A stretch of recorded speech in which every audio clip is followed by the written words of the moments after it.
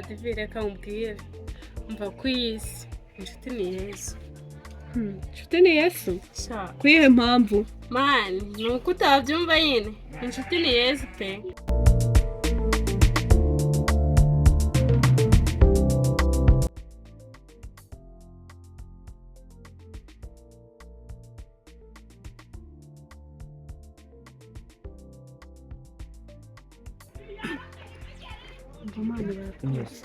Kanze tunyure hangaha tutaje guca kuri gate kuko kuri gate animatrice yatumye ubu ukishina turamusa tugenda mwa umva mani udufata oya tugenda ariko kuri gate umuntu bagira Our hearts beat to the city streets. We began to feel the fire. We began to feel the fire. We rise like Nakwakirewe cyane mwana ibyo badukora byose turabyihangana nta kibazo mwana turi kumwe cyambere ko turi kumwe cyane mwitangire si umunsi kugira bakitangira nyine nakerewe ku ruhare rwanjye wakerewe kuri rwawe ariko nabakwitangira hirya ndabizi ndagukunda cyane aya ntabwo ari ngombwa uburyo turimo kugendamo n'ise mwana ubu twagiye kunyura kuri porotayi cyatunyuwe muzi ko twanyura hano ukiri hano akuze ntabwo ufite oya nanjye ntabwo mfite reka nze tugende yesi ubwo gihe tugiye kuzamuka urabanza se cyangwa tugendeye icyarimwe tugendeye icyarimwe reka tugende now the morning is the afternoon. We lay awake in bed. The laughs so loud. mubanguke musukamo hashya byajya mfite kugira haka mukererwe byatugiriye ntabwo tuzongera mugende mupfukame hariya vuba mubanguke oya ntabyo imbabazi mubanguke mupfukame aho ngaho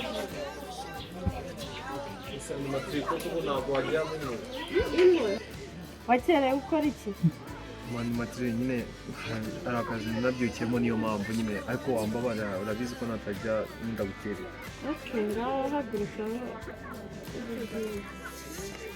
mbese uyu ntabwo bamureka oya genda bapfukamye wakerewe uri gukora iki wowe urwaye iki umutwe se nabibwirwa n'iki karita iri he yo bakuvuriye wakerewe urimo gukora iki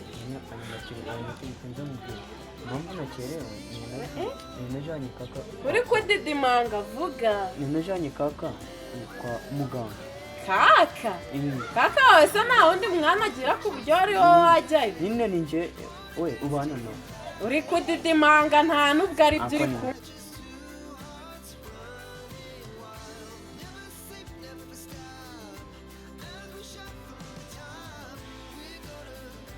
gukora iki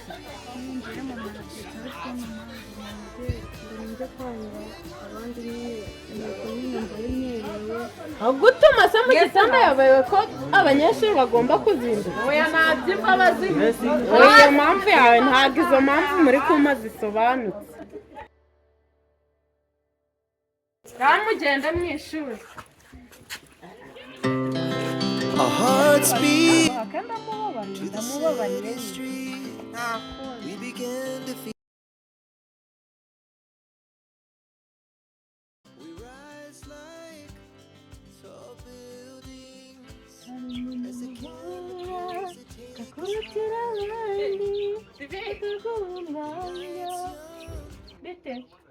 shami byiza yemwe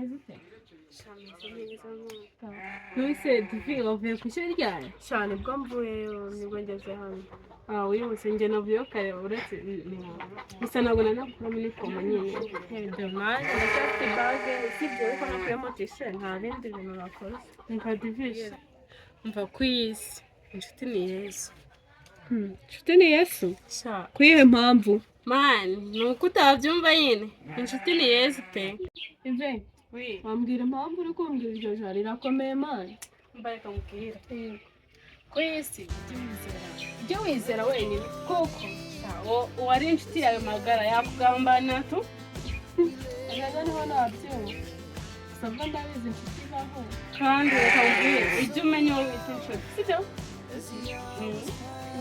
ko hari igihe urebye umuntu ngo ni inshuti yawe ari we ukugambanira. Njye ntabwo njya mbyizera pe. Ntabwo njya mbyizera uyu mugabo mujya muvuga nk'inshuti ni yacu. Mwahiza. Reka reka. Umva se nanjye ntabwo nabyizera. Nanjye ntabwo nabyizera gusa ubu ngubu natangiye kubyizera tu. Kubera iki nyine? Mani hari umuntu ureba ukagira ngo ni inshuti umubwira utubanga twose naho ntabwo akwifuriza iterambere mu buzima. Gusa nyine hari ukuntu wigiye umuntu mani hari nk'akadada hano hari eshatu utundi nabonye bihobezwa gusa nyine siranye ndabizi nyine yego ntabwo nyine birashoboka ko yashobora kuba amukunda gusa nanjye umudada yicunge kandi amenye aho agenda amenye n'abo avugana nawe ufite gihamya rwose amaso yanjye arareba kuko narabyiboneye. Acha maneno. Ibyo ni ibintu uba winyuma ubu ndakuzi ushaka twarabanye twarakoranyije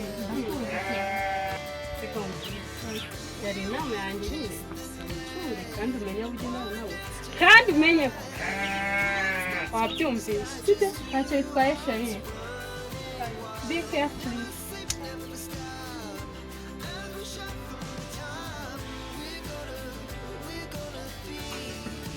Kabariya mani ibaze yarambaye ndi guhoberana na shiri noneho ndapfuye noneho ariko ntabidanje mani nimba umutipa nkunda nsuke